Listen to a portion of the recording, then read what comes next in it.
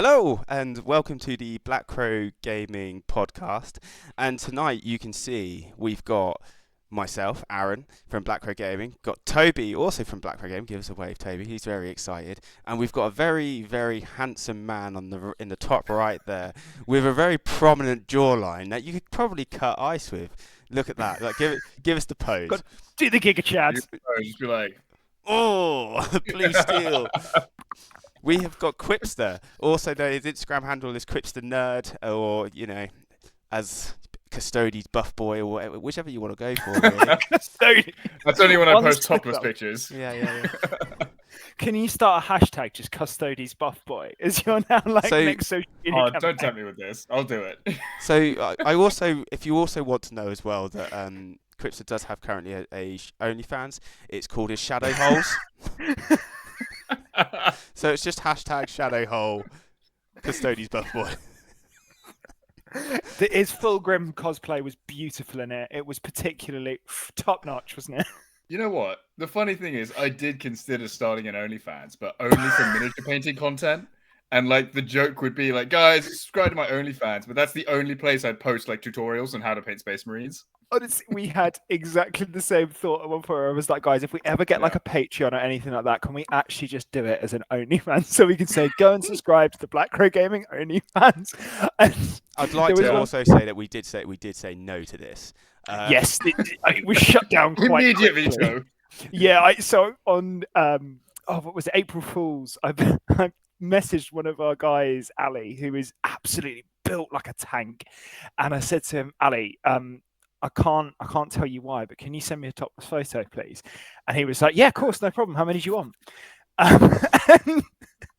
And then I put together of him topless, me topless, and one of our other guys, Sam, in the gym, and then just put OnlyFans logos and was like, BCG has just launched an OnlyFans. Head over to go and subscribe. And it was just like a scanner to go to our YouTube instead. But I was like, within 3 minutes, the guys were like, Toby, take that the fuck down. Yeah, that was it. So normally I'm pretty okay with stuff like that. I mean, shenanigans. Yeah, I've just described you as a shadow hole, but I think when he was posting it on our Instagram, it was just OnlyFans. I was like, oh, for fuck's sake, no.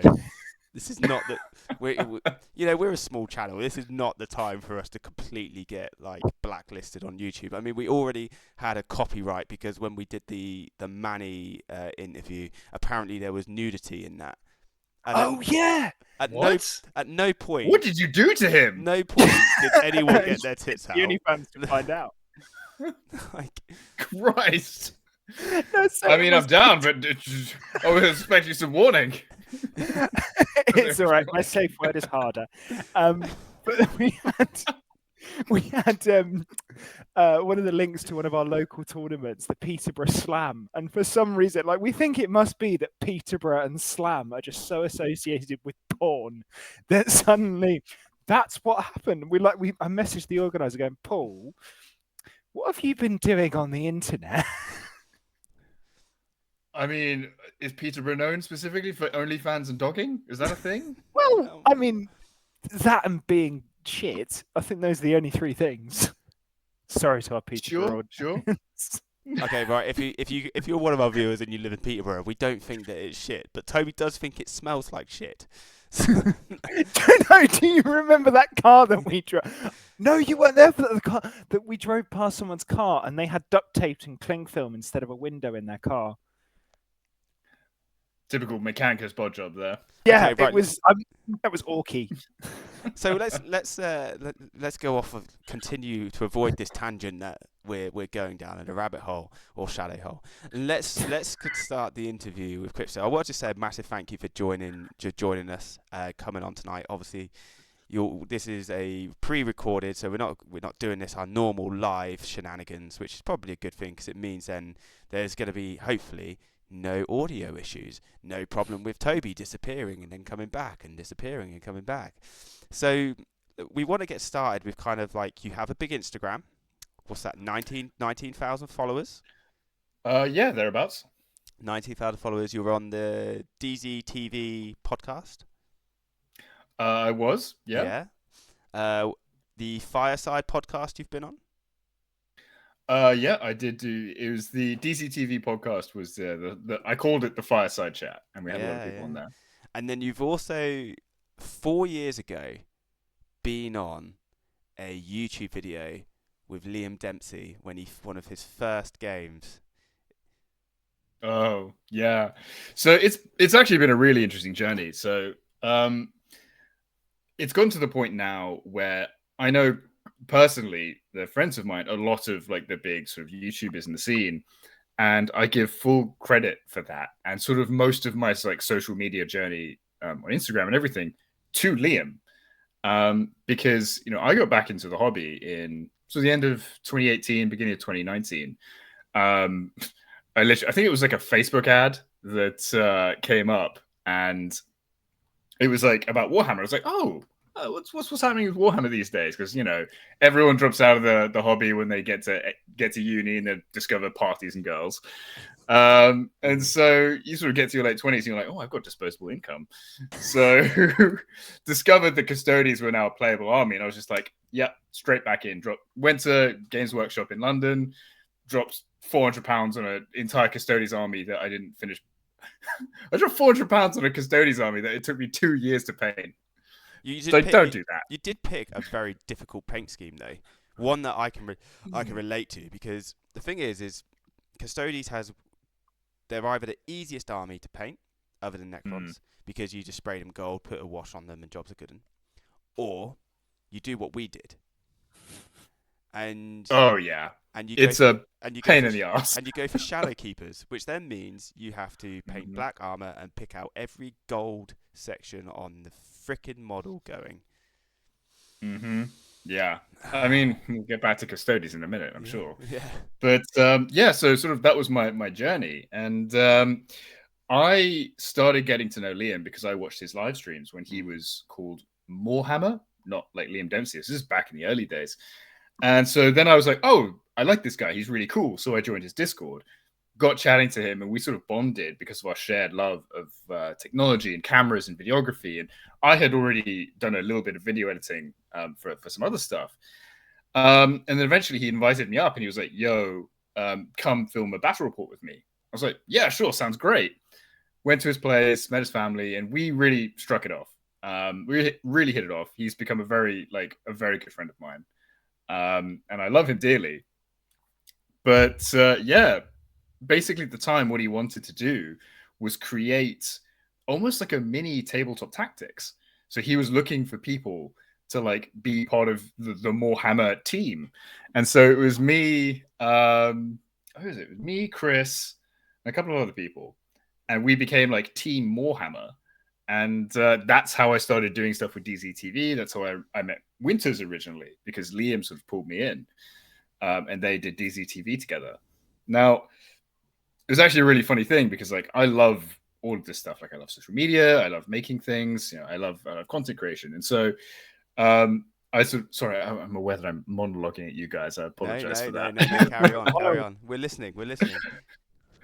But yeah, so like Liam first invited me to do more stuff with Morehammer, and I did a podcast a while ago, sort of before everything, with my friend Tanya, and I sort of thought like, oh, I can do this interview thing, and so I approached Liam and I was like, hey, I could do a thing on DZTV. I could do like an interview thing.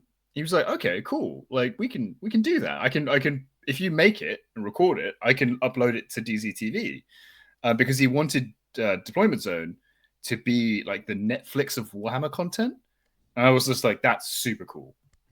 And so I started doing interviews with Warhammer people. And in the end, I think we did like 30, 40 of them. Yeah. Like it was a lot. Like we did a lot of people. And it was great. And I think that's where I really started like cutting my teeth with like podcasting and interviewing and this kind of stuff. And yeah, that's kind of like where all this journey like started.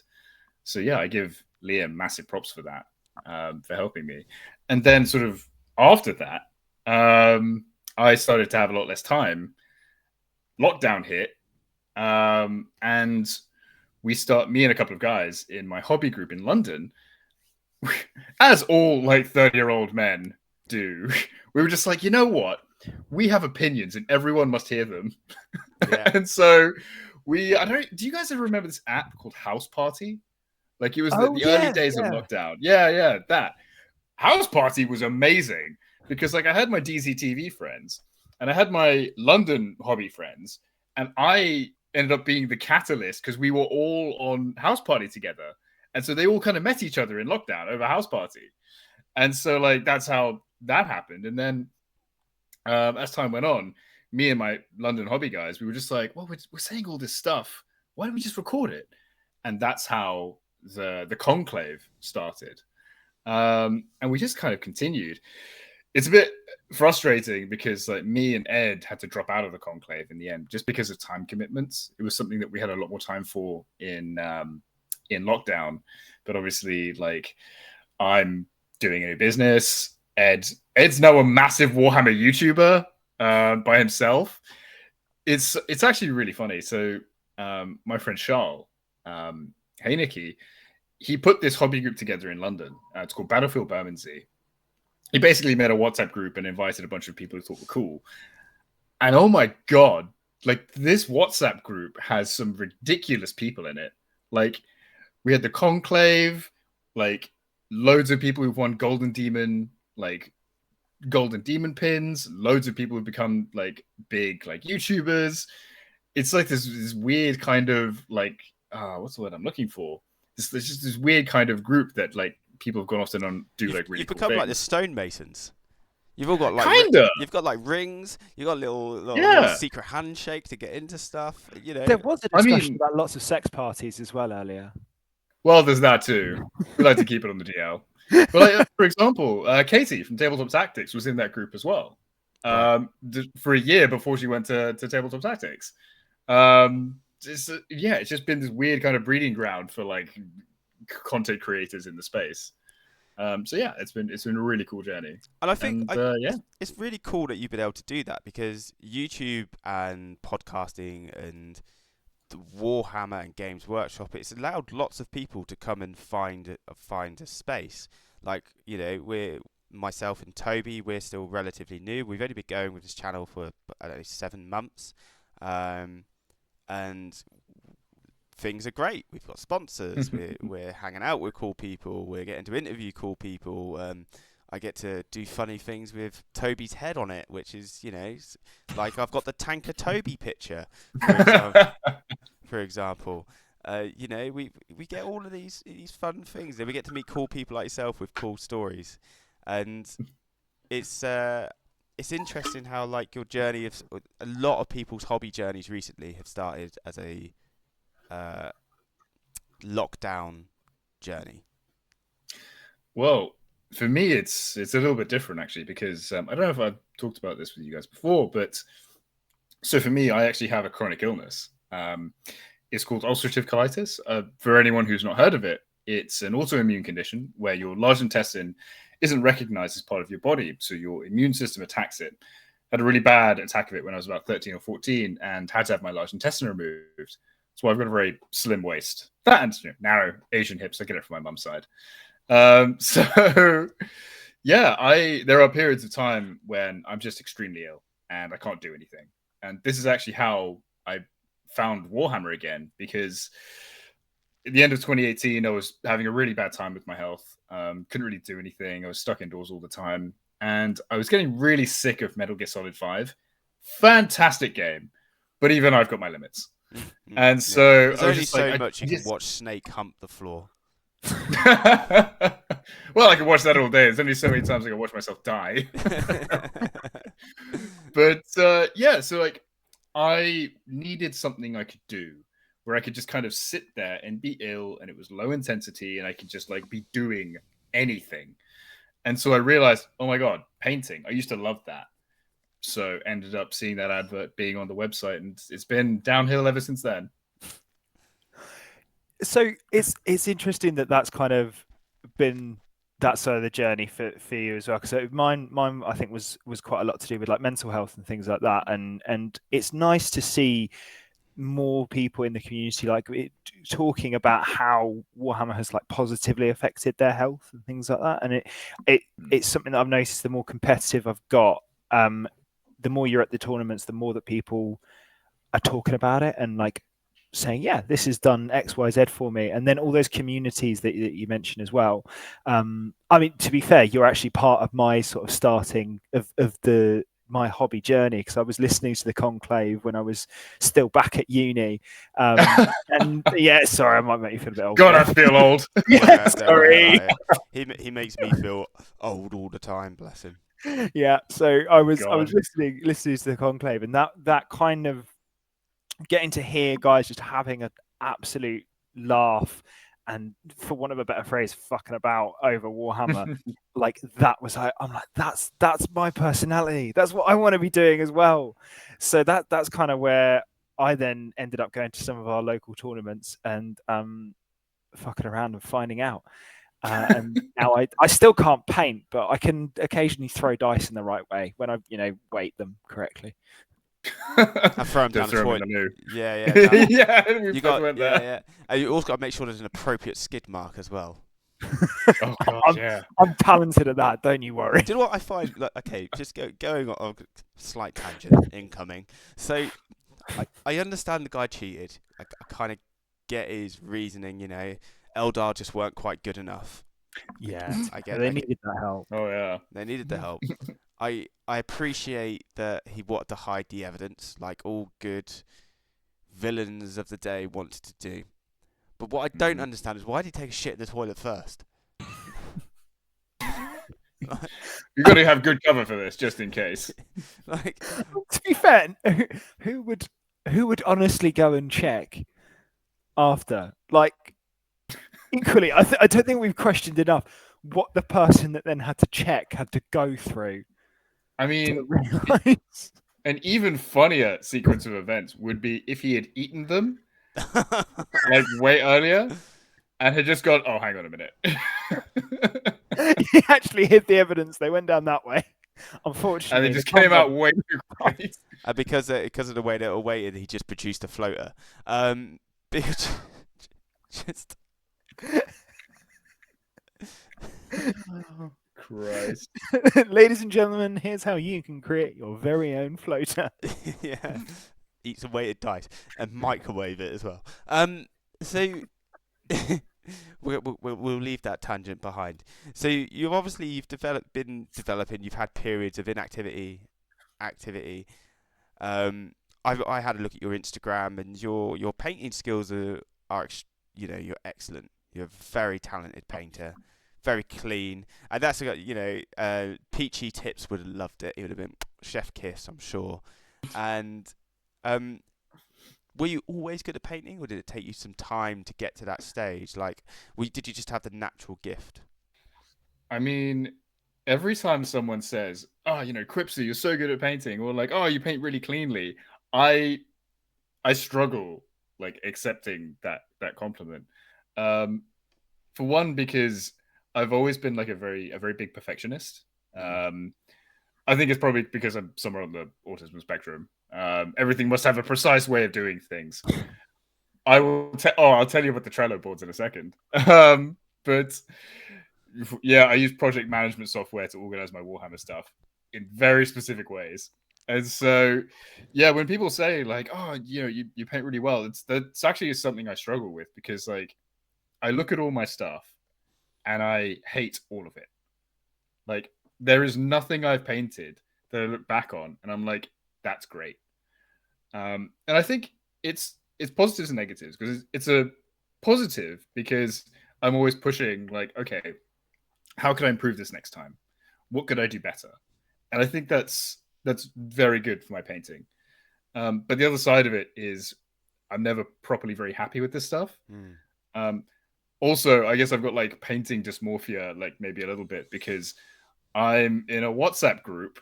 Oh my God. So I'm in this WhatsApp group and it's probably got about 20 people in it. And at the last Golden Demon, the people in that group won 14 Golden Demons. Wow.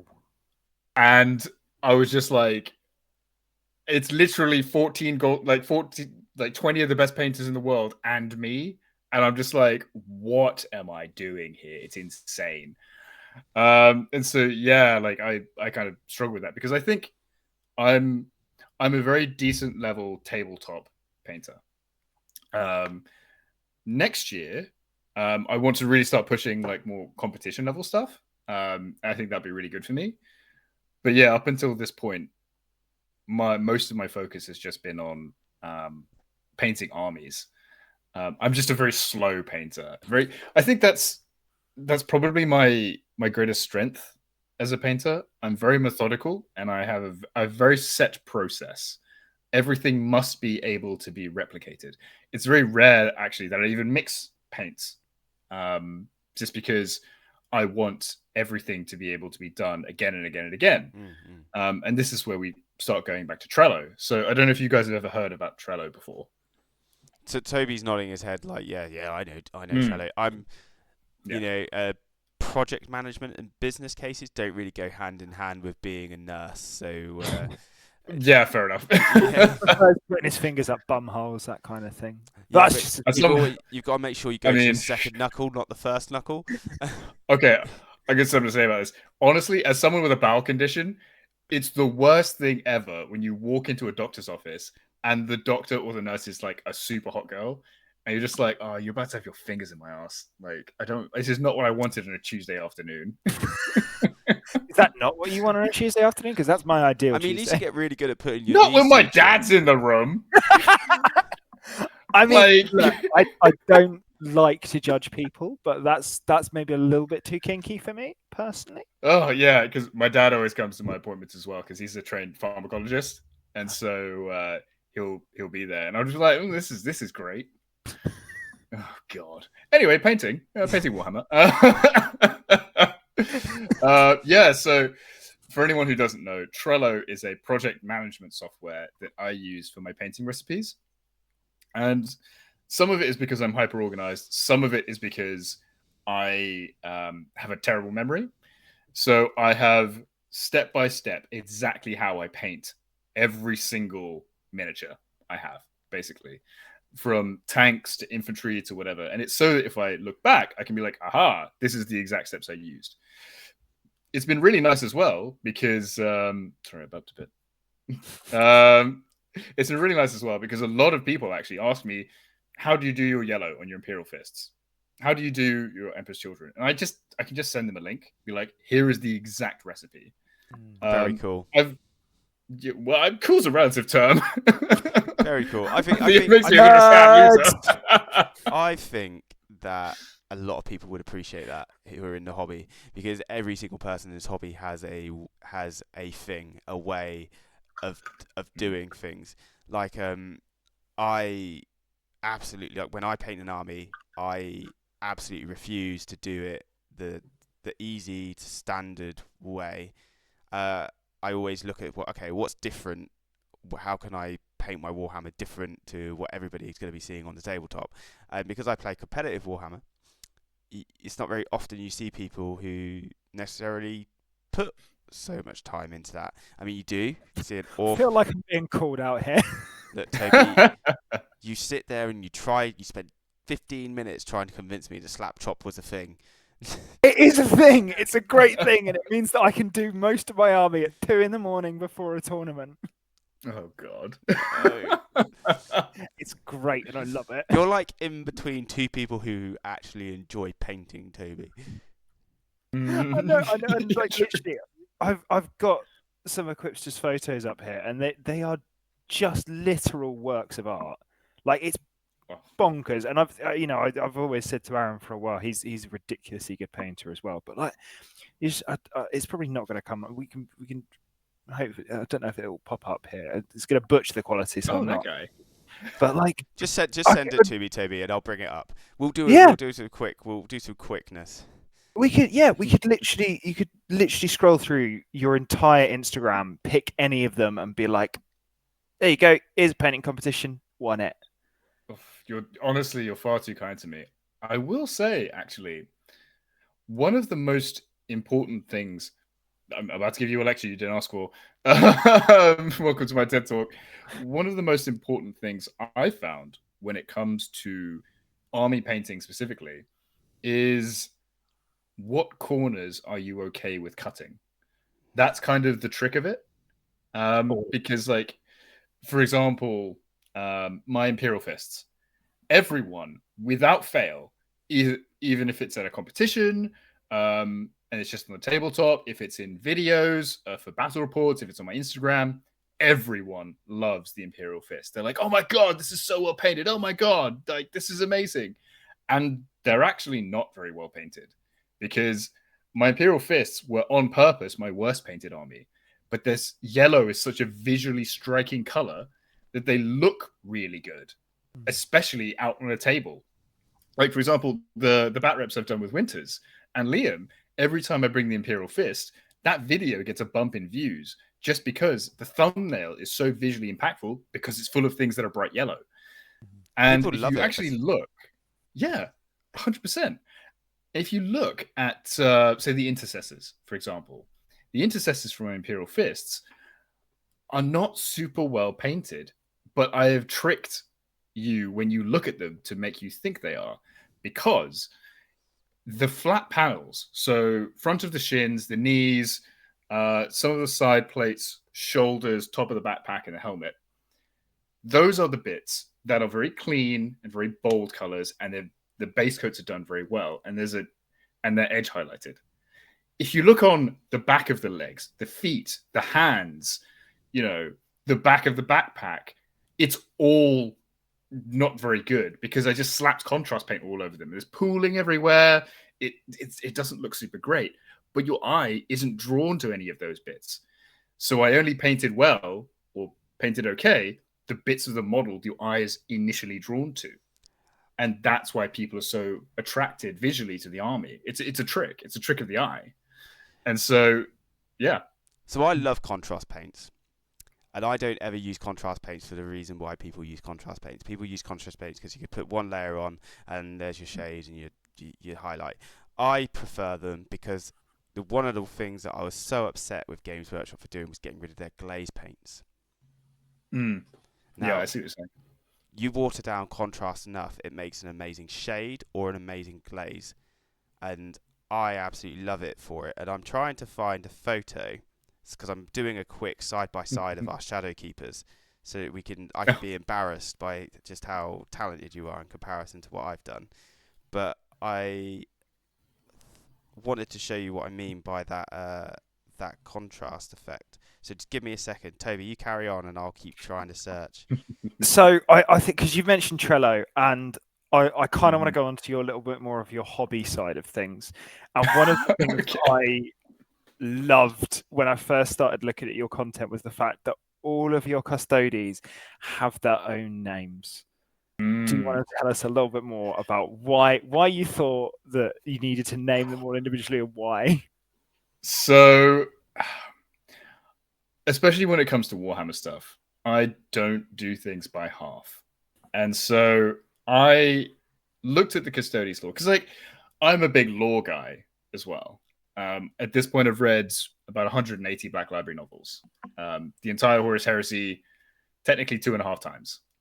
And so, like, yeah, it was really funny. So I read it the first time as they were coming out. Then I ended up reading it a second time over lockdown. And then I ended up almost doing a third time, because I started a different podcast with a couple of other friends where we were going to, like, read through the books sequentially. Eventually, we didn't have time to do that. It was, do you know the Warhammer girl, Rachel? Oh, yeah. Yeah, we made, it was me, her, and another guy, and we made like 2 episodes and then realized, we're actually busy adults, and then she moved away. Oh, okay, that's unfortunate. Yeah, it would have been amazing, but none of us had time. But yeah, so, like, I love the lore. And so the Custodes lore is something that always fascinated me. This idea that we talk about all the time, that they fight like lions, not like wolves.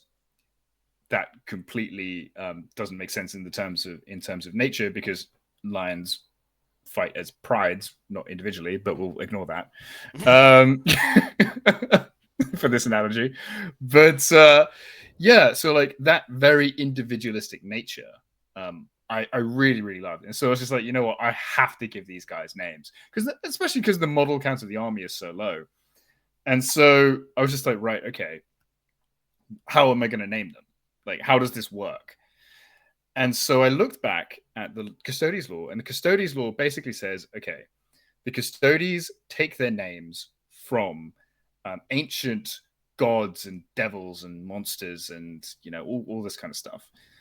And I thought, okay, that's cool. But the Custodes would recruit from all over Terra.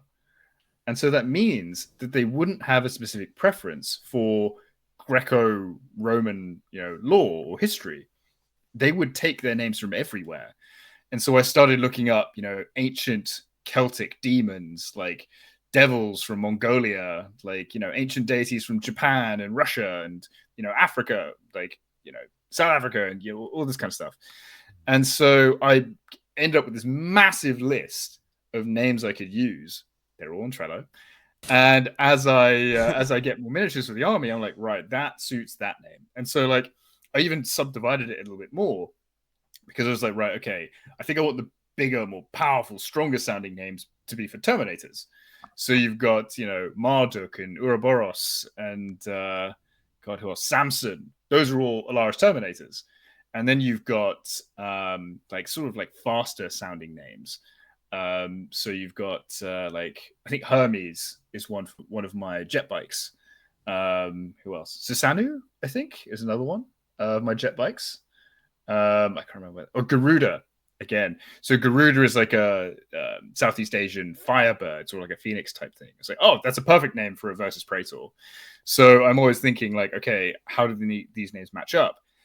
And there's actually another layer to it as well, because Custodes earn names for things that they do. Either, for example, Valerian from Watchers of the Throne, he earns the name Valerian because he studied the higher mysteries, quote unquote. And so it's just like, right, okay, Custodes earn names for doing things, and the name that they earn is reminiscent of the thing they did. So every time my Custodes do something on the tabletop that's like quite cool, I will give them an additional name in there because they've all got an individual like bio, an additional name that's representative of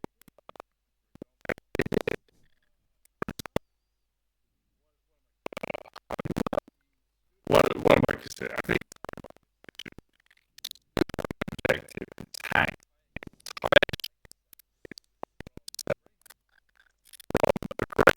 army and a competition.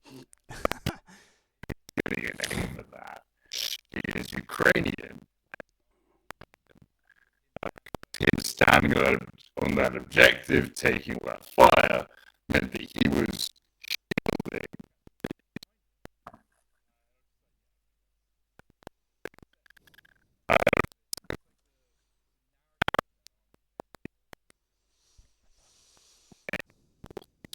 Happened to them. So yeah, that's how I do that. Name. If you ever want any of these nameplates, go to versatileterrain.co.uk. Keith, the guy that runs that website, is an absolute legend. I think we found the one person in the entire world that will talk more about Custodes than Arron. No, you haven't. I'm just sitting here being like, this is perfect. This is literally. I knew as soon as I was like, right, we've got Quipster coming on. I was like, I know that Arron is going to get so excited to just wax lyrical about Custodes that I can just kind of sit here and just be like, cool, you guys crack on that, and then we can clip this down. You go wild. So I'm now having great fun with getting one of your models. So you can see there, this is one of the Custodes models. So just give me a second. I'm now going to bring up my Shadow Keepers as well, because I thought it'd be cool, because I want people to realise the effort of Shadow Keepers right now. Oh, it's just crazy. And you look at the base on that, like that base probably took longer than most of my army. Yes. I'm not gonna lie, individually edge highlighting each one of those tiles was a pain in the ass. Yeah, I bet it was. Yeah, I gotta admit, you're a braver man than I. Yoink. So do you reckon, because like I've seen a lot of more so like the heresy content on your Instagram and things like that recently. Do you reckon you'd sort of start? I mean, I guess maybe they're less competitively viable at the moment, but do you think you'd go to some of the bigger UKTC tournaments and things like that? Yeah, I would. For me, so my background when it comes to like competitive stuff is I was a competitive fencer at uni. I was captain of the team. We used to fence on the national circuit, and I never really cared about winning. The thing I always cared about was, this is such an Emperor's Children thing to say, I always cared about the perfection of what I was doing. Like, where the tip landed. I got it. Basically, yeah. Because like sometimes you'll win a bout and you'll be like, oh, I don't think I fenced as well as I could have. And sometimes you'll have lost, but you fenced your absolute heart out, and you're like, there is nothing I possibly could have done there. And I'd rather have the second of those than the first, because I think it just means more to me. I think a lot of other people are like, no, it's the winning that matters. Whereas for me, it's like, it's how I played that really matters to me. And so I don't really care that I might go to a tournament and lose every match, because number one, tournaments are just really good social occasions. Like, you're going to go there, you're going to see a whole bunch of people you know. Like, I know a bunch of the Vanguard Tactics guys, for example. I'd go and I say hi and hang out with, Jake and Steve and the guys. And it's just really nice to be able to get out there and just play some Warhammer and roll some dice, and it'd be like a really cool thing. So the like super high end competitive aspect doesn't like interest me that much. I'm also way too slow of a painter to like actually handle that properly.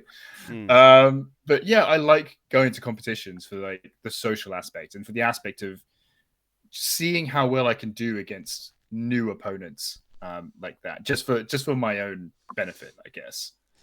And have you had opportunity to read much of the new Custodes Codex? I actually have it behind me. And I think what you're getting at is, did I read the short story with the female Custodes? Okay, look. Quick one. I don't care. I think it's actually quite entertaining. And I find it really entertaining with the people that really do care. But now I want to know what your opinion on it is, because I think this could be quite entertaining. Okay. I have so many thoughts about this. I am one of those people that really cares. And I think having this now gender split between male and female Custodes is possibly one of the best things that could have happened to the hobby for a number of different reasons. Number one thing that really worries me about the future of Warhammer as a hobby is the pipeline of new people.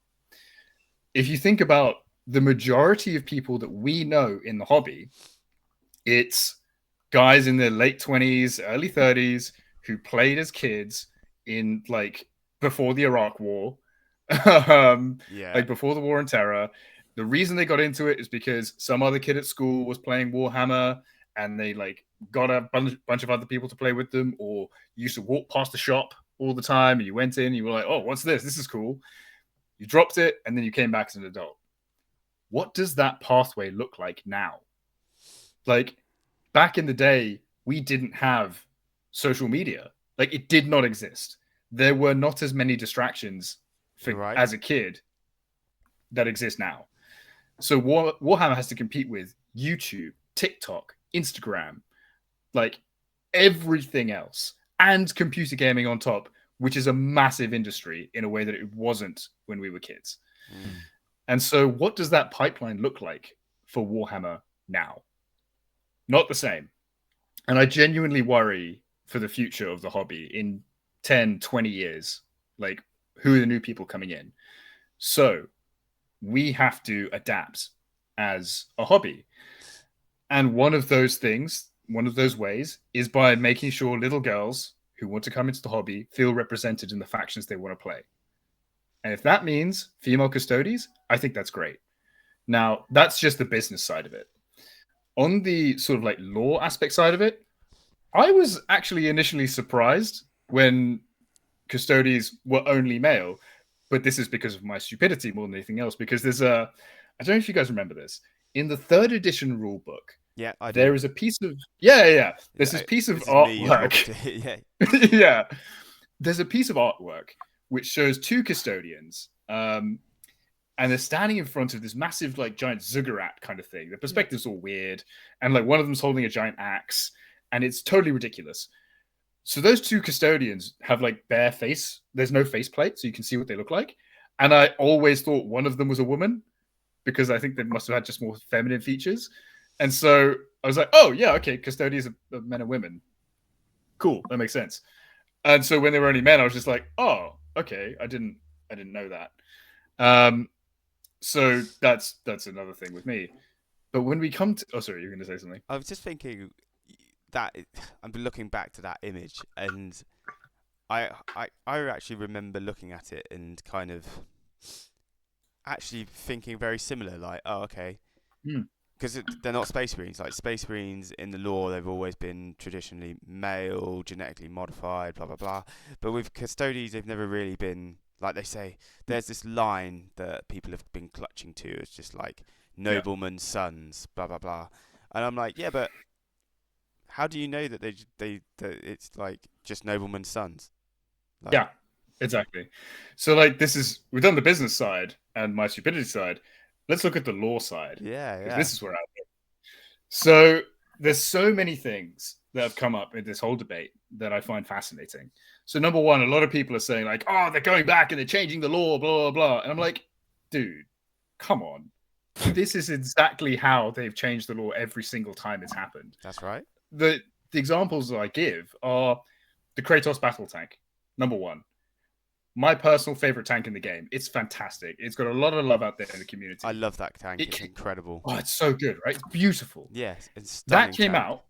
Yeah, that came out with Heresy 2.0, and Games Workshop said it's been there the whole time. We just didn't have a model. No one bats an eyelid. Not a single person. Stick a boob on it, they'll lose their minds. Right?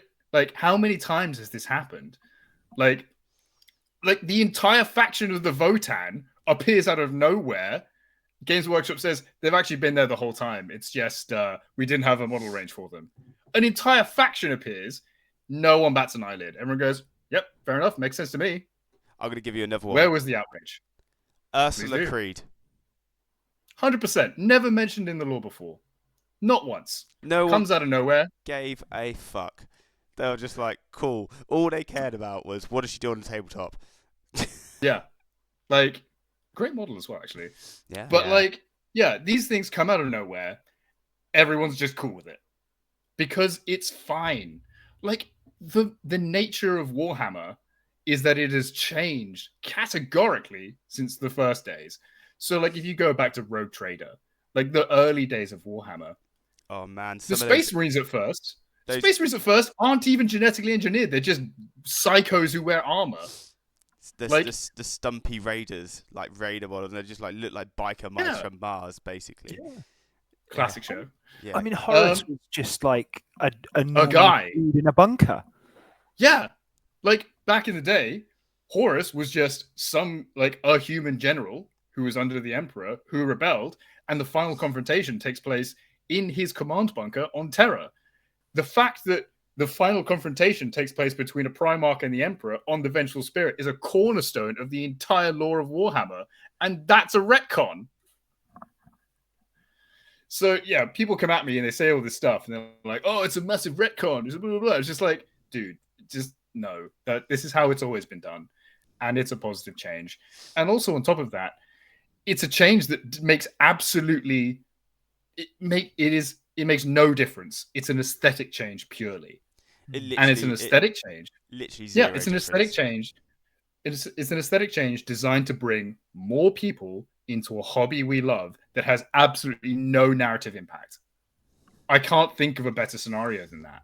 If people want to talk I get very passionate about this. Yeah, well, if people want to talk about the hobby and they want to talk about insane lore that is really out there, all you need to do is oh my god, it's just completely left my head.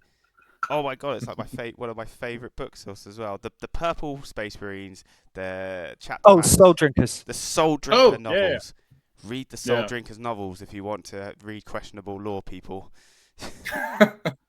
I did see quite a funny meme that popped up after they were like, "There's female custody." Someone was like, "The Iron Warriors have been alerted," and it was just a Dimunculaba just in the background, but with the female custodies, and it was like, "Oh dear Lord, no, no, no." The problem is you are now going to get people within our hobby who are going to like sexualize it, and the next thing you're going to know, we're going to have like half-naked women, like the guy that did the half-naked men one. Muscle mummies. There's Yeah. nothing wrong with it. Yeah. You need more custody muscle mummies. Toby, you Which and is your- ironic because I can't even speak to women. So I'm going to show you I think- all. Okay, I was just going to say, Toby, I think we know who you romanced in Baldur's Gate 3. It was 100% Karlach. I don't know what you're talking about. Someone red with horns. I was I a mean, there was shadow something man, about like crushing a head with like thighs, something like that. I can't remember exactly. So I'm going to go. What you mean to say it was her emotional vulnerability that got to you? Oh yeah, Oh of yeah, course. all the time. It was the emotional vulnerability. Okay, right, that's us cancelled. Anyway, I'm gonna come back slightly because we were talking about like painting schemes, and I wanted to kind of show everybody the difference of skill between myself and Quipster. So here's Quipster's beautiful model. He's taken lots of time. He's got Garuda there, and beautifully highlighted hair. And then we're gonna come to my custodians, which I don't know if you can see very well, but that is one of the images. Let's bring him up. There we go. This will do it. And you can see just there what I was talking about with that red. And I literally just used a black contrast to get that deep shade. That looks so nice. What are you talking about? That's great. This is what you need to do when you look at yours, though, Quipster. Yeah. That's what we're all seeing. Yes. This is Emotional Support Mondays now. Emotional support. Far too kind to me. No, it's always been one of those things. Like it was because I think you were one of the first kind of like, I hate to use the word, but influencers for Warhammer that I started following, and like seeing all those paint jobs and things like that, I was just like, fucking hell, like people have got some damn talent. Because obviously you're not like competing in Golden Demons and things like that, or at least I don't think you were at that point. I can't remember shit. No, I wouldn't have been. But yeah, and like this is a guy that loves the hobby enough to do content creation and do these cool models. So I know I'm licking your bum hole probably a little bit too He's much. been nursing a chubby all day. Oh yeah, exactly. No, What can I say? I have this effect. There's a temp right here. We do always bring the handsomest men in Warhammer. We've had Jake, we've had Chris, and now we've got Quipster as well. It makes up for my little face The instead. 3-inch riser, that is Quipster. You're far too kind to me. It's called a micro penis. I don't know why, but I thought you were about to like launch into another. Guys, this is why micro penises are the most important of all the penises. So originally in the lore of the micro penis. I'd just like to add, being a male nurse, I've probably seen the most penis in the room. It's true. It's true. You were just like, by the way, guys, I've seen more cocks than you. How about that? And, That is a flex. and it's okay. It's okay to have a micro penis. Monday revelation. Yes, it is. Micro gaming, guys. If you've got a tiny little willy, we love you. You should know. I think we've got like a caption for the thumbnail. Having a micro penis is okay. Have you got a micro penis? Well, I'd like you to introduce you to fine. my man Quipster, the 3-inch riser. I just got this image of like, in 2.5 the at Marvel most. films where Captain America just sits down and goes, "So, you've got a micro penis." You and I remember the Avengers very differently. Yeah, man. Wait, is that what Avengers was I watching? Wait, did it start with Brazzers? No, what are you doing, Step Avenger? Oh God. Back on our Black Crow Jesus. Gaming's OnlyFans, Tiny shows his micro penis. No. Let's get back to the hobby. Anyway, Before, literally, Talking about micro penises, I also collect Emperor's Children. Go on, tell us all about your micro soul tarbets. I've got my Sultavans actually over there in pieces. he is also probably the coolest Emperor's Children character going. Man, that ending for his story, like I'm gonna have I'll let you go wild in a second, Quipster, but holy shit, that ending on He's a Isfan. He's a bad man. Oh, Mhm. what a ballsy! Anyway, you go wild. Tell us all about Saul. I was gonna say number one. Was that his ending? Like, I didn't see him die. There's no body. All I saw was an explosion. Loken came back. I'm just gonna leave that there. I mean, Loken came back in some form, like not necessarily the Loken that originally got blown up. I mean, it's pretty original. He just lost his mind for a little bit there. I mean, We've all been there. It happens. I mean, Your dad betrays you. You get blown up. True. Do you know actually one of my Not favourite used. books of the Horus Heresy was actually The Flight of the Einstein. Yeah, Such an that is a underrated, really good one. such an underrated book because it came after the trilogy, which was incredible. But that was like the holy shit, guys! This is all going to pot moment, and they're like fighting demons on the island. It's just so cool. I don't want to give too much away, but read that book. Yeah. So let's. Is this possible spoilers? I don't know. But so a funny thing. This will wind back. Just trust me on the journey here. Basically, I've got a buddy of mine who I used to fence with. And weirdly, the Venn diagram of fences to Warhammer nerds is like a circle. Like, honestly, it's so weird. We're all massive nerds. Very nerdy hobby. Oh, sports, sorry. And so, like, a good buddy of mine, his name's Raph. I basically bullied him into getting back into 40K. And, when the Heresy 2.0, launch happened, he immediately got a Heresy box just like me. And we were both just like, okay, we're going to be loyalists because that's just our thing. I always wanted a loyalist Emperor's Children force. And eventually he picked a loyalist Sons of Horus force. Oh, lush. And so, yeah, it's going to be cool. And so I was just like, yo, dude, this would be sick if, like, we had combined sort of like joint lore between our two armies. And so, like, what's sort of happening is in our lore that we've created, possible spoilers here, although it's kind of logical how this happens. When the Sons of Horus are like taking over the fleet or taking the traitors are taking over from the loyalists, they obviously purge all the loyalists on all the ships that they haven't sent down to Isfahan 3. In my buddy Raf's lore, the loyalists won that fight on the ship that they were on, and we're just like, holy shit, what are we going to do now? And so the only place they can think to go is to join up with my guys, because my guys have been fighting off independently from the Emperor's Children for like ages. And so, like, literally they take over the ship and go, fuck, we're getting out of here, and do an emergency warp jump and then come and meet my guys. And together we sort of like do a loyalist thing and try and take on as many traitors as we can throughout the whole Horus Heresy. And that's our like combined lore. And so, that's how I ended up convincing my friend to do Horus Heresy. Have you read the new Lion book? Oh my god, it's so good. It's incredible. So earlier Unreal. in one of our podcasts, Now I am nursing a chub. we talked about the Lion, and I basically was saying that book's great, but essentially the Lion has dementia. You think?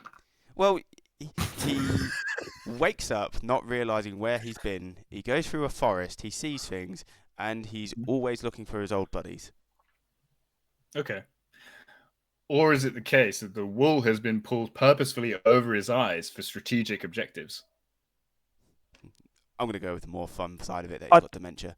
I just think Or he's he's just got dementia. So, Quipster, one thing with me, I've now cracked the system that whenever I enter a tournament, I here enter comes it the with DILF comments. with the title, I play Dark Angels because I think the line is a DILF, or words to that effect. And every time I've done it, I've gone 4-1. And I think that, So Tactical Tortoise had to read it out on history, which was beautiful. Then ever since, like, I've just that was had probably the people best use of your army name ever, was listening to an American say DILF. It always gets like pure filth at some point, and I don't know why, but most of my opponents now before the game, we'll have a full-on conversation about how much of the Lion is in fact a DILF, and that everyone does fancy him a little bit. And I turned to one of my colleagues at work and I went, Ellie Mae, I know you don't know what Warhammer is basically, but is this man a DILF? And she's a very good looking woman, and she went, yeah, I would. And I was like, yes, vindication. She was like, yeah, I would. Also, I'm calling HR. Yeah, this conversation went a bit too far, Toby. Toby, you can't mention that Primarchs are DILFs in the workplace. Do you remember this? So, Quipster, when we invited you to come onto the Black Crow Gaming podcast, did you at any point think you'd be talking about micro penises, DILFs, and the Lion having dementia? I thought we'd go straight to sex parties, personally. I mean, we got to lube you up first, much like those pretty young nurses that, you know. One knuckle or two. It's true. It's true. Perfect. I mean, we're here with a pretty young nurse as well. Hey, I'm not that young, but yeah. I'm But old. pretty. I'm old. I'm so old. You know what? It's crazy when I work with like new people at work who are like coming into the industry and they're like 19, 20, 21, and I'm like, oh god damn, you know. I like talk to them about shows that I watched back in the day, and they're like, oh, what's that? And I'm like Friends, for example. They're like, oh, Friends is so old school. And I'm like, is it? Like, I mean, to be fair, if you watched it recently, some of it has not aged well. no. No. Is that during the drug addict stage? Like, Well, I think especially the early seasons, you watch them, you're like, oh no. Yeah, Chandler is just straight up a pervert in those early seasons. You're like, bro. Yeah, there's a lot of that. I will say, actually, there was this one. Do you guys ever watch College Humor on YouTube? Oh, yeah. Yeah, so College Humor did a funny thing about this a while ago. They were like, oh, let's like do all these crazy 80s hijinks. It's all just sexual assault. Like every single one of them. So they're just like, oh no. but isn't that like American Pie? American Pie is basically Yeah. Like, all of it's horrible. Yeah, if they did that now, they'd be locked up. Yeah, it's all of it is just like, oh no, oh god. Yeah, like, you look back at what like Little Britain for us, and like the amount of like blackface and things like that, or like mocking the mentally disabled or the trans identity. Oh my god. And you're like, oh no. we laughed so hard at that. I bought all the DVDs. Toby, now's not the time for this. I'm about to get. But to be fair, in our defense, like we were kids. Like, were you even born when that show came out? I was 98, so yeah, like a little bit. Okay, I was like 3. I was small. I wasn't quite the glint in my dad's eye anymore. Yeah. Whereas we were like 10. Like, if you're a 10-year-old, what do you know about this stuff? Yeah, it's the same with Warhammer. Like, you don't understand the broader like political themes of Warhammer when you're a 10-year-old. All you see is like cool space armor guys with guns. Yeah. I thought Tau deserved to be in combat because they had two characters with like a sword and a spear. So I was like, they're great in combat, and I'm like just constantly getting bodied when I was like 11, 12 playing with my Tau. Yep. And Tau back in the day possibly had like some of the worst the battle suits looked super cool, but they were balanced appallingly. Anybody who thought a plastic body and metal railguns was a good idea, get in the bin. Get in the bin. They always broke. And they always fell over. Mm-hmm. Yeah, I've always hated metal models. Like they always chip, they always fall, they always break. You're just like, for God's sake. Like, I will say, however, genuinely going back to metal models for things like the Bretonians that have just come out. I'm actually building a Bretonian army now. I didn't want to like the change, but having found out what happened with Finecast and why that existed, I don't know if you guys have seen that podcast. Okay. So this is a Painting Phase podcast that came out a while ago, where as a former Games Workshop employee, he was talking about why Finecast existed.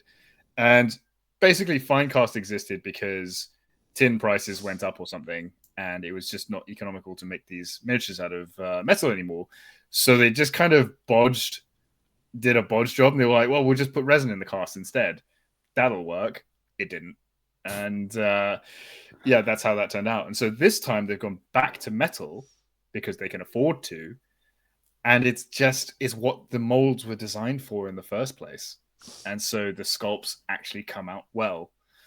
So yeah, I can't fault them for that one. Even if I hate working with metal, I'd much prefer a metal model that looks like the model it's supposed to be than a lump of resin. Now the paint is that much better and the recipe is that much better. Do you find it's clinging to the metal better? I haven't painted that many metal models yet, but also like I varnish models now. I wouldn't have done that as a kid. Yeah, true. I don't use foam boxes anymore. I use the magnetic trays, Yeah. so nothing's touching. So just being an adult and having access to like a lot more of this stuff means that it's more doable as an option. Yeah, having money helps. Yeah, when in doubt, throw money at it. It's fine. Yeah, pretty much. But the thing is, though, those metal cases let's go on to those metal cases briefly. They're actually cheaper than those foam cases. Like, are they? Well, so this is how you do it. So you get one of the really useful boxes. You put the ferrous sheets at the bottom. You put your magnets at the bottom of your guys. At this point, it's cost you, say, about £8. And so £8 per box, or 60, 70, 80, £100 or whatever it is Games Workshop charge for their foam, which are going to break your models. Or you get a beautiful rucksack and you put an IKEA shelving unit in it, and it's the best. See, where do you think I got the idea, Arron? Where do you think I got the idea? It's this gentleman's here. Arron always rinses me for doing this. It's the Kvissel. You're both dickheads. This is why it's wrong. This is why it's wrong.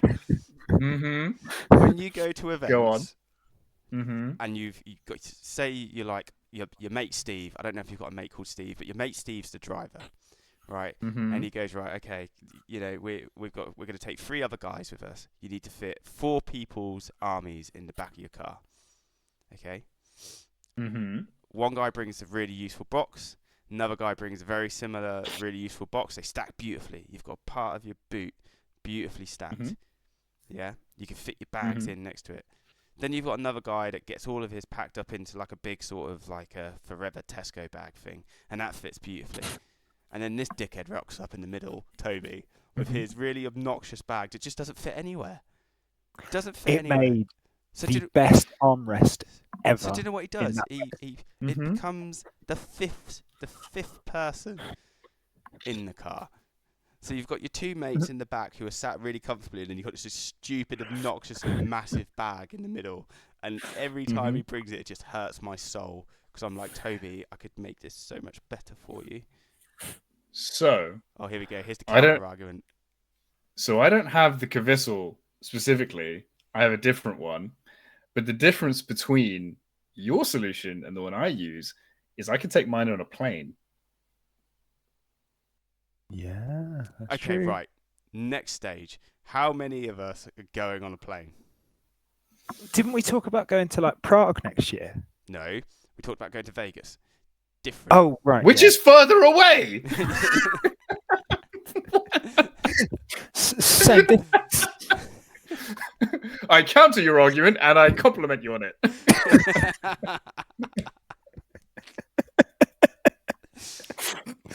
Yeah, I mean, well, now I can just say how we have a thing where, like, when the channel it gets to a stage where we can justify it as a group, we're gonna go as a group to the LVO and be like, hey, nice. Black Crow Gamer have come to the LVO, and that's kind of like our little channel's goal. Like the dream for us as in the channel is to go compete in the LVO. I mean, we've already achieved like our little micro steps, I suppose. Like just the fact that like we've got 500 odd subs that listen to us is like blows my mind, and we've done it in a short period of time.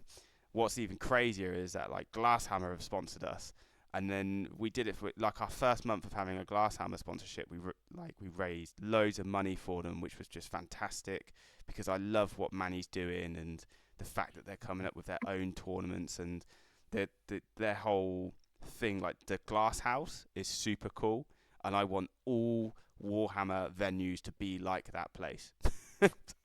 Have a bar, have loads of gaming tables, and sell models. Where are you guys based?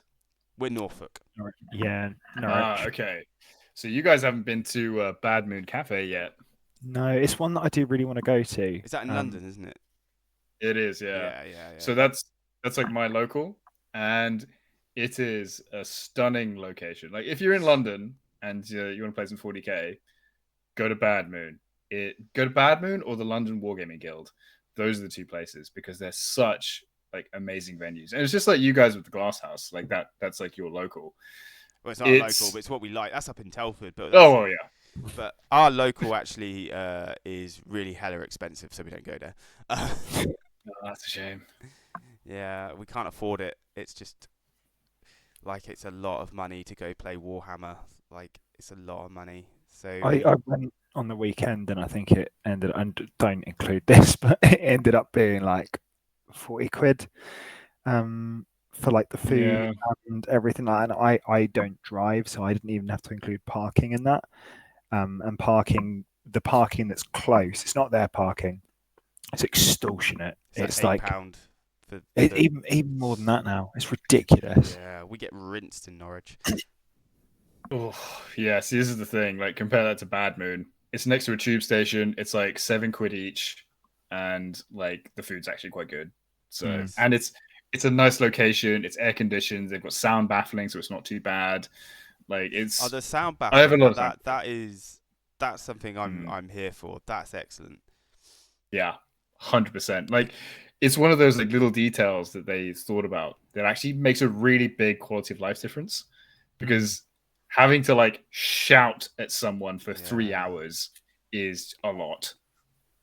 No, I really appreciate that because obviously when you go to a UKTC event and there's 250 people in a sports hall, you do walk away like rather deaf by the end of the weekend. And like we're going to the ITT and we're taking 30 Black Crow players because Black Crow has grown. We've got about 60 players in our team now, but 30 of us are going. So we're taking 6 teams to the ITT, but that's now sold out, and there's going to be 500 people in this hall. It's going to be rough, but what an experience! Very much looking forward to it, but it's going to be loud. Is that the one in Northampton? Birmingham, okay, cool. Yeah, they did it in Northampton last year, in the cricket ground, which I did the Northampton GT this year. It's a nice venue, like it seemed pretty chill. I did it with the Conclave guys, not last year, but the year before. Had a fantastic time, great venue, really nice competition. Couldn't recommend it more. That's the thing I think a lot of people miss out on. Team competitions with Warhammer are so cool. Like it is one of those, it's not about the winning, it's about the taking part, because you will have so much fun as a group of friends going to this kind of thing that it will be 100% worth it. Because I remember it was like 2022. Yeah, 2022. Me and the Conclave guys went as a team, got an Airbnb right next to the place, just had the best time. So yeah, if you're out there, do a team competition. They're so good. Yeah. We're very excited. I mean, it's a bit of a bucket list for us as a team because, like, Black Crow grown very quickly, and the fact that we were able to organise 30 grown-ass men and coordinate them into a sense that we've got like 6 teams, we got 6 people to buy tickets, we got them all the merch they needed, we've managed to organise this thing, and it's just like, damn. That was actually some real life admin right there, and because the way that we do it in Black Crow is we split it into chapters, so each chapter has a captain, and that captain looks after their team in their area. Makes our lives way easier. So I look after Norwich, then we've got someone who looks after the guys up in Wolves, and we've got someone who looks after the guys in Devon, then we've got the guys in Yeovil. We're spread all over the place. So, and these guys then take real ownership of the team and they grow it, and it becomes this really cool thing because they bring their community together. And then, like our friends who do the podcast and the battle reps, we then get the dice for them, the t-shirts, and all of that sort of stuff. And it also helped that before Black Crow became like a real thing, the guy that did the battle reps, he had the bloody business cards. That's cool. he had his own clothing line for Black Crow, which was just called Black Crow. So it means that we've all got like t-shirts, we've got hoodies, we've got hats, we've got cups, we've got all of these like really cool things that are just a you don't realize how much you appreciate them until you own a lot of them. And that man in the middle there goes to the gym in his e-top, which is, you know. Mm-hmm. Yeah, I absolutely love that. I looked this up the other day. I think I've got like 20 Warhammer merch, like t-shirts, and I love every single one of them. They're all amazing. Did you post that you always wear them in the gym as well? I do. Like I've got the they sent me the special edition Warhammer like 30 years or 40 years box, and it had a special edition hoodie in it, which is actually amazing. And so I wear that in the gym all the time, along with like loads of other like random Warhammer t-shirts, just because I can. Has anyone ever clocked it? Has anyone been like, not once? Not once. Although weirdly, it's a funny thing because I know some people who work in computer gaming, and so like obviously gaming influencers are huge. Like if you're playing Fortnite or Call of Duty or whatever, like your audience is like massive. These people will have like 1 million subscribers, like way easier than anyone in 40K. But talking to my friends who work in the industry, they're like, yeah, but these guys will go outside and not get recognized ever. Whereas Warhammer people I know have been recognized in the street. Like I've been recognized, like I live in South London. I've been recognized like 4 times around where I live. It's this really weird thing. Like we're just kind of everywhere. Yeah. Like it's hilarious. Even to the point where I was talking about this the other day. There are like funny secret like warrior lodges of Warhammer players in like financial institutions and the military. Yeah. And they're like, there's like literal like lodges in the army because they'll have like a secret room in an army base. We're all just like playing Warhammer together and just won't talk about it. So we live very close to an RAF base called Marham in Norfolk. And they actually, quite a few of them come to the tournaments that we host in Norwich. And they are low-key some of the best players I've played against. Like, nice. But they don't go to UKTC events, obviously, because it's difficult for them to go and stuff like that. Yeah. But they have their own events that they do within the RAF. They have their own league and all of this sort of jazz. And actually, in the military, there seems to be this like massive competitive thing going on, and I'd love to be able to someday someone out there being able to connect all the dots and get like all the military guys, all of like get them into the UKTC scene and just see it, because every now and then one of them rocks up to the we call it the EAGT, like rocks up to one of the tournaments. It's like a 40 or 50 man tournament, and then they'll come in, like they'll podium, and people will be like, well, who the hell's this guy? Because it's not the regular name that you expect in the top 5 or 10 or whatever. And they'll be like, yeah, I'm just here with RAF Marham. I'm just here for a few weeks, and then I'll be off somewhere else, sort of thing. And yeah, they can beat us all up and then piss off. But it's really cool. It's really cool that like the military. Because did you see actually the guys who played the furthest game of Warhammer ever? And they did it in like in one of the polls. Yeah. That was I saw that. That was cool. That was really cool. In fact, actually, so Adam from the Conclave, he spotted this on the news, and he told us in the WhatsApp group, and I was just like, no way. So the current Home Secretary, James Cleverly, plays Sisters of Battle. Yeah. And I was just like, what? Because apparently he was in a BBC interview, and like behind him was just like a box of like Repenter or something. Yep. I remember, because there was like, on like News Thump and The Onion and all that kind of thing. Yeah. There was then just all of these like articles just slating Warhammer nerds because James Cleverly was with us, and I was like, he's not with me specifically. He's not with me. us. Yeah. He does not share the same views. We do not let him into the sex parties. They have their own sex parties. Their business. They have a lot of cheese, a lot of wine. I mean, honestly, I'm sure the Conservative Party sex parties are fucking wild.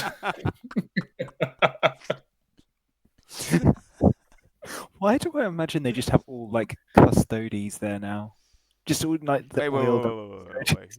I imagine they're all in gimp masks, personally. Yeah. I mean, that's just their normal I faces. at this absolutely point. guarantee. Why did we get political? I guarantee Boris Johnson walks around with his nuts in a vice and asks his missus to call him something. Call me Flipple.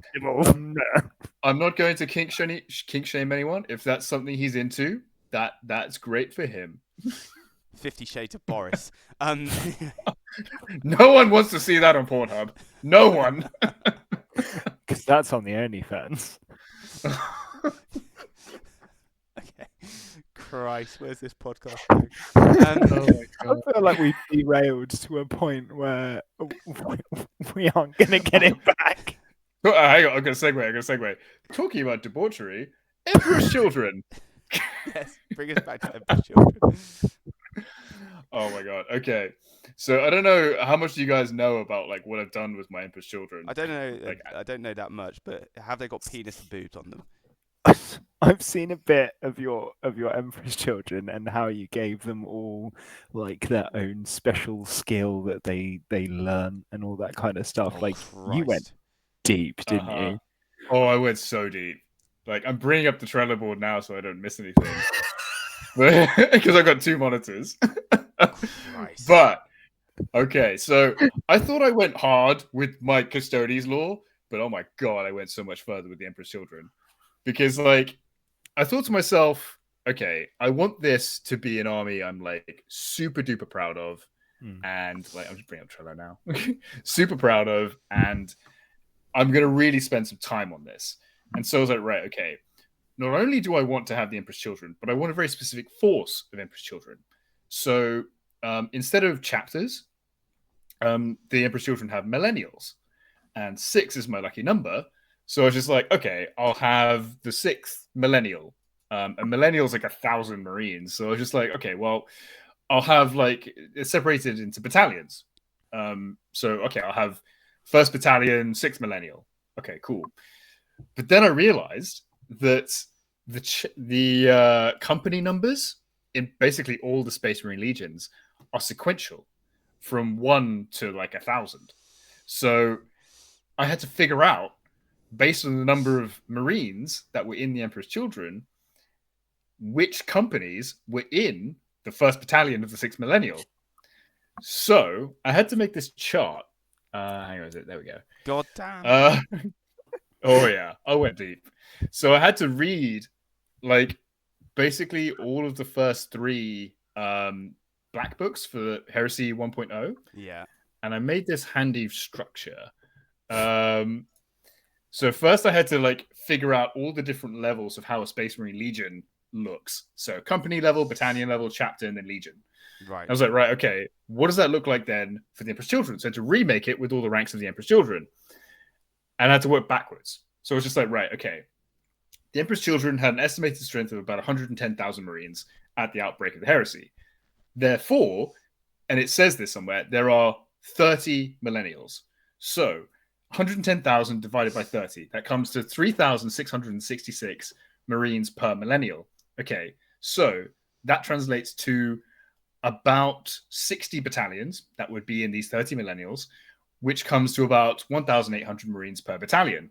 Okay, therefore, how many companies would be in a battalion? So if you're assuming about 100 Marines in a company, then that's 1,080 companies. Therefore, hang on a minute.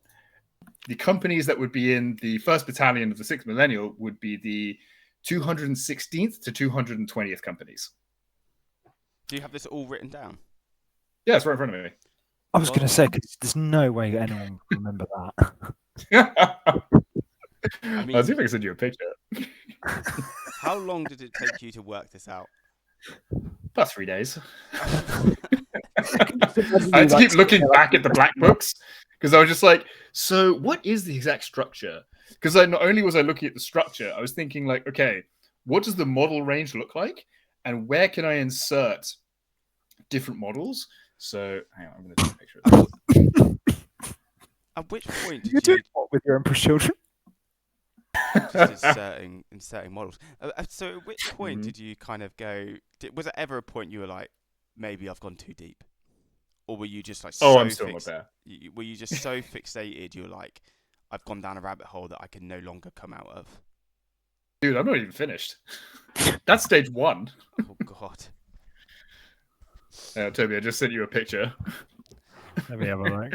So this is this is me thinking that I was bad with like my Shadow Keepers and the way that I've done like my Necrons, and actually this is something that you'd probably like. So I based my Chaos Knights off of being Horus colors, because I figured in that I figured you know, like with the eye, I've painted the Eye of Horus on them, and I've done like the Lupercal greens and stuff like that, and I used like some sponging techniques, and my idea was that like these Chaos Knights would still be functioning and around even post heresy.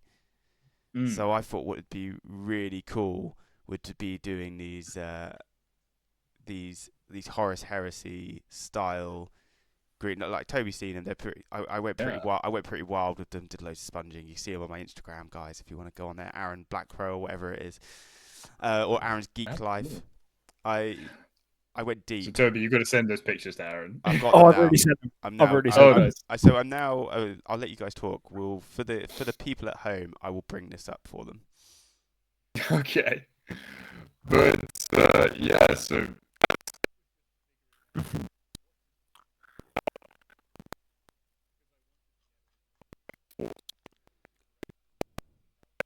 the a bit less precise in the heresy.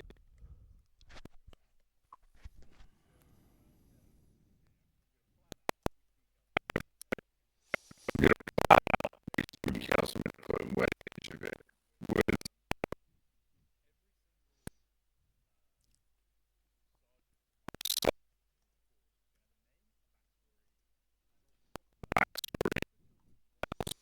That the Emperor's forces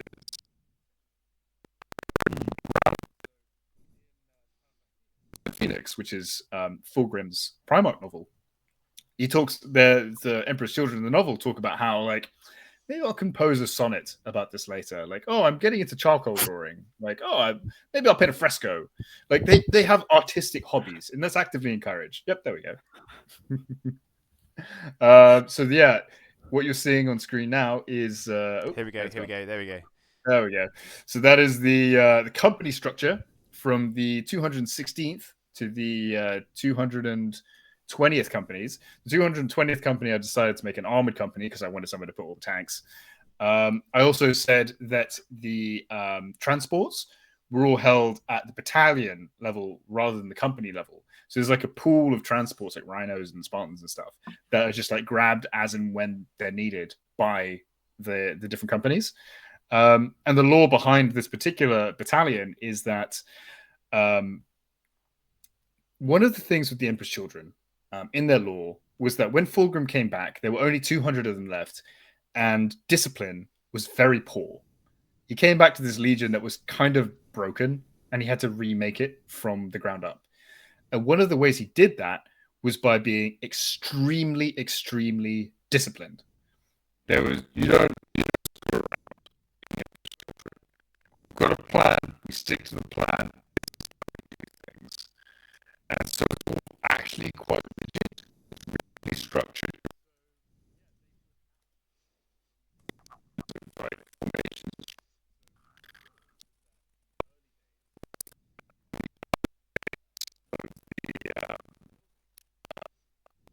Children, when they were rebuilding, the battalion commander of the 1st Battalion impressed Fulgrim, and Fulgrim basically said, okay, I trust you enough to take this force of Emperor's Children and go do things.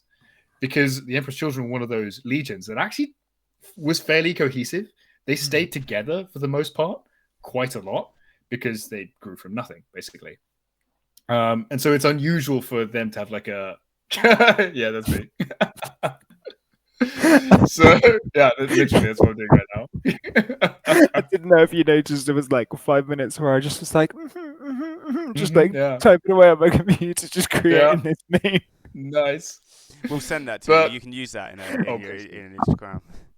Please do. But yeah, so like it's unusual for the Emperor's Children to sort of like have breakaway bits and pieces. And so yeah, this battalion was off doing its own thing, and that's why they didn't fall to chaos. That's why they're still loyalist, because for a long, long time they weren't with the Emperor's Children as like the main force. Right.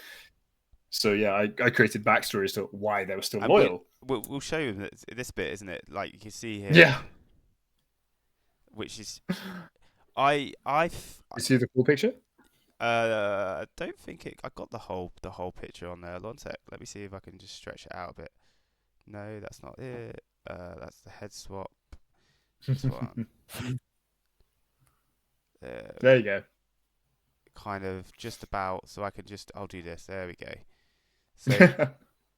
So we can kind There of you go. see everything there. I mean, fair play.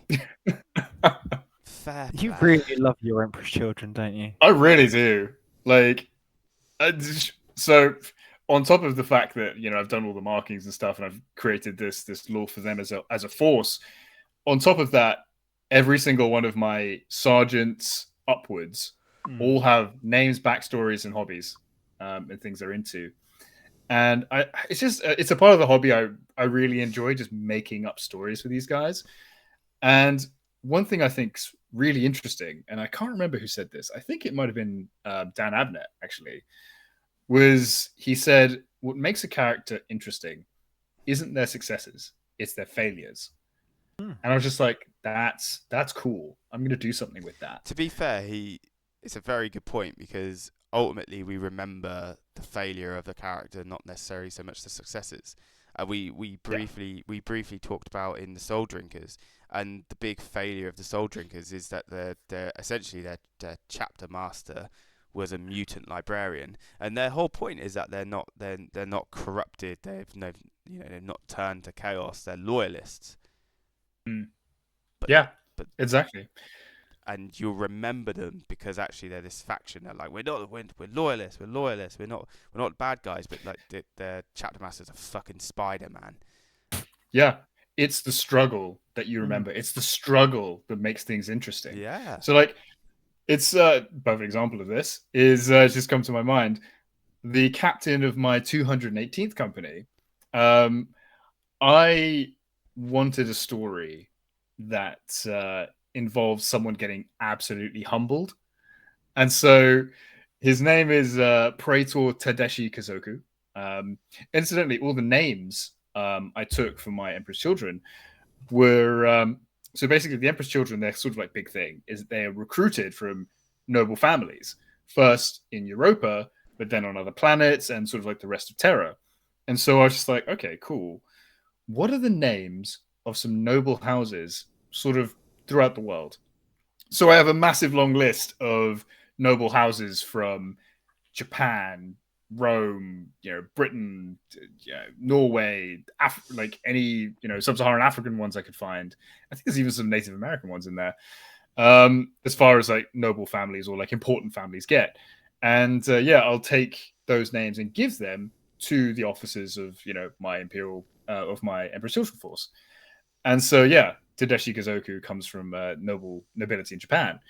And so I wanted him to be the prototypical asshole that everyone thinks the Emperor's Children are. I wanted him to be a prick. But the thing that everyone forgets with the Emperor's Children is that they are total pricks because it comes from a place of insecurity. Like, they have this whole thing about how, like, oh, the Emperor's Children, we're like perfect. Everything we stand for is perfection. But if you look back at their history, they were almost completely destroyed by a gene blight, like an actual defect in their, in their genes, in their gene seed. What that does to a legion that prides itself on being perfect and amazing, like, is obvious. It creates this massive insecurity. On top of that, on top of that, this is what happens when you talk about lore for too long. On top of that, the Emperor's Children, for the longest time, had to prove everything to everyone because they came from this force of 200 Marines. That's nothing compared to the legions at the time, which were like 40, 50,000 plus.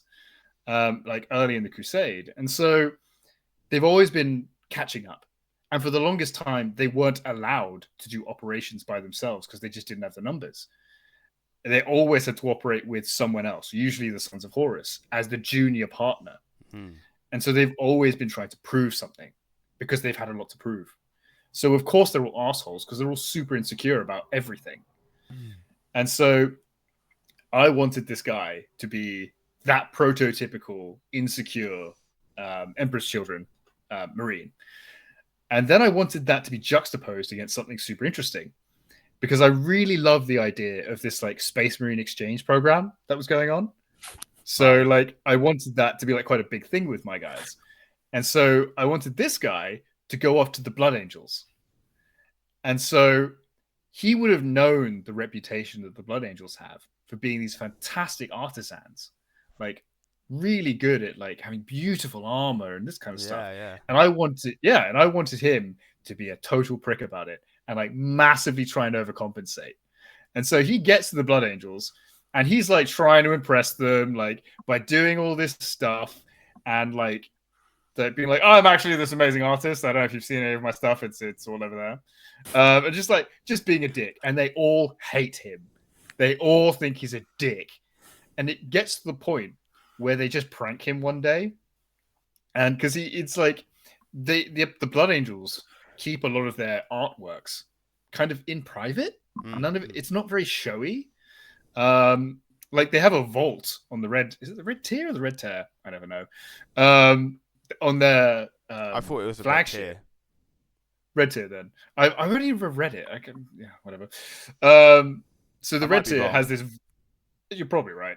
The Red Tier has this vault full of art, this amazing artwork that the Blood Angels kind of keep there, and it's not that important to them to have it on display. And so he doesn't know how good they are at art. So he's trying to show off with all of this stuff, like, oh my God, this is amazing. I'm so good at this. And at one point, they just prank him. They knock him out and lock him in the vault. So he has to look at all this stuff and go, oh, shit. And he gets absolutely fucking humbled by this to the point where he has to go to one of the Blood Angels chaplains and be like, I don't know what I'm doing here. Like, I don't know how to integrate with these guys. And this chaplain has to basically counsel him and be like, stop being a prick. And that's part of his journey of how he becomes a good commander, because he suddenly realizes like, oh, I don't have to try and be anything. Like I can just be myself. And it's kind of this like character journey that he has. And so, yeah, he's one of my Praetors. I find the fact that you've done this with all of your collections incredible, and I'm actually sitting here rather inspired, because I suppose deep down I am more of a hobbyist at heart than I probably ever was a competitive player.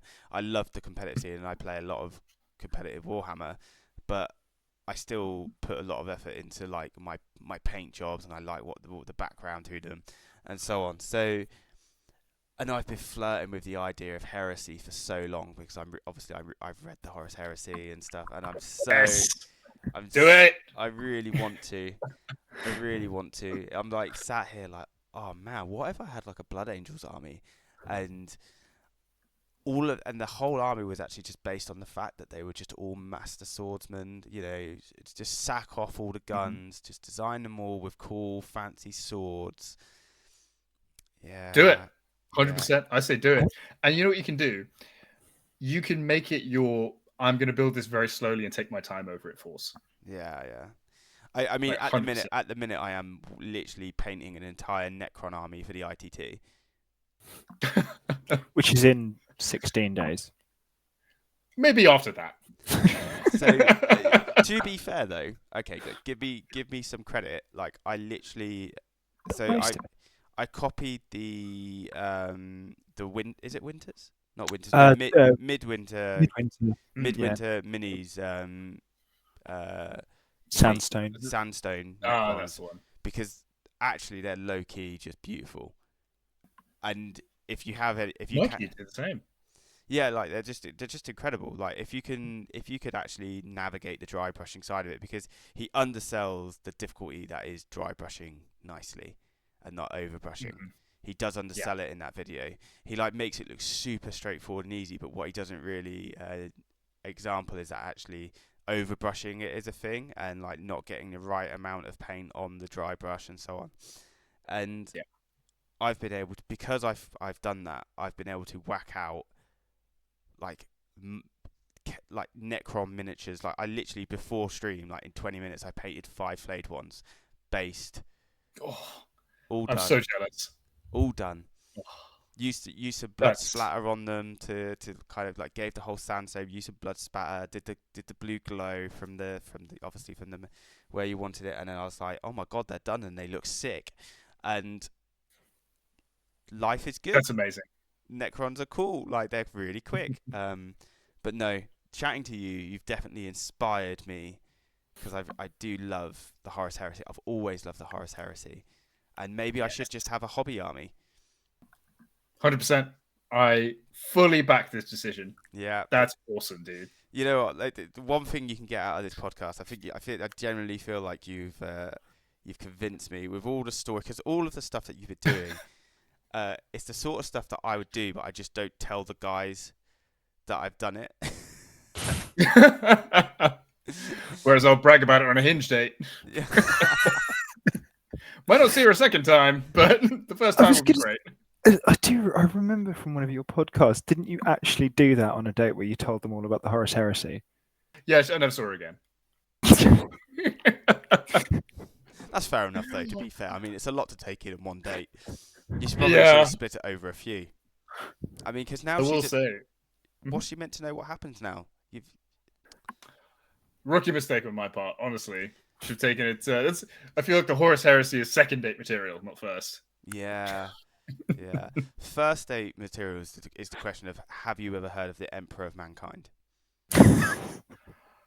Honestly, like I do genuinely always bring up Warhammer on a first date, because like it's firstly, hang on a minute, if I tilt the camera, that's one of the first things you see in my living room. So yeah, you kind of have to explain it. Yeah. And there's literally a pile of Warhammer in the corner. So yeah. Yeah, it was one of, like, with my wife, it was like one of the first things I said to her. I was like, I'm a massive nerd. Warhammer's a big part of my life. It's not going to change. I'm not going to change who I am. Are you cool with it? And now she's my wife, so obviously she's cool with it. And I'm very lucky that she lets me go off and do all these wonderful things, and I get to go and do these cool stuff. And she puts up with my room of doom, which is just full of Warhammer shit. And it's great. Everybody eventually will meet one. I'm at a point now, guys, where I think we should probably start wrapping up the podcast before Quipster's head falls off his shoulders, because he's suffering. That's all a fencing injury. Don't worry about it. I just want to say a massive thank you for joining us. It's been great fun. We've had a great laugh. If you've enjoyed what you've listened to tonight, guys, please like, follow, share, subscribe. All of those are wonderful bits. Give us a like. It helps with the YouTube analytics, gets us out there a little bit more. If you want to have some money off of your Warhammer, Glasshammer Gaming sponsor us kindly, and they already offer 20% off. But if you put in Black Crow, you get an additional 5% off your Warhammer. That means you get 25% overall, which is a cracking saving. Also, if you're into some cool, funky terrain where you want to have you could have Quipster put into it, for example, just that jawline, just on the terrain itself. Terrain Forge offer some amazing tournament standard terrain, and as you can see, I want to see that. Yeah, what, your face in it? Yeah. Well, if you just like a fresco of my face on like some terrain. Incredible. That's all available for you. If you put in BCG5, you can get 5% off of whatever you order from Terrain Forge as well. I've been Arron from Black Crow. We've got Toby, and we've got Quipster. Thank you very much. Bye, guys. Thanks for having me, guys. See ya.